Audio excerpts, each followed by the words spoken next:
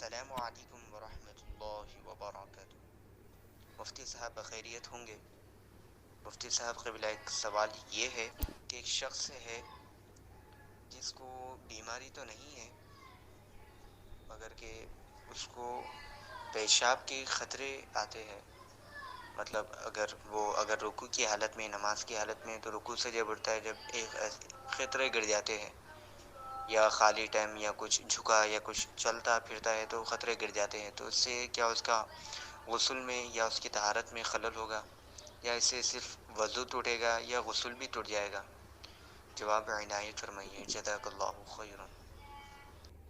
وعلیکم السلام ورحمۃ اللہ وبرکاتہ۔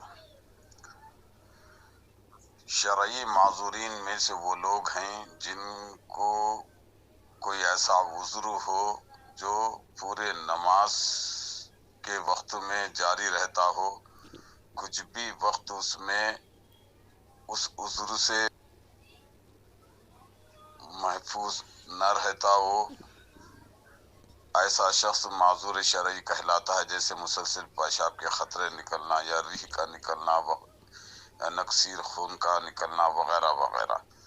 تو ایسے شخص کے لیے حکم ہے کہ وہ ہر نماز کے لیے تازہ وضو کرے، جو ہی نماز کا وقت گزر جائے گا اس کا وضو بھی ٹوٹ جائے گا۔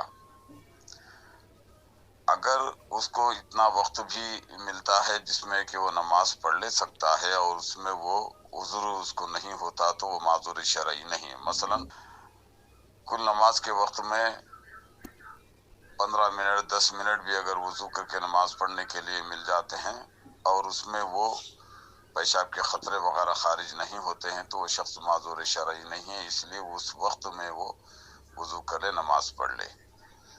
ہاں، پیشاب کے خطرے نکلنے کی وجہ سے غسل تو واجب نہیں ہوتا، البتہ وضو واجب ہو جاتا ہے۔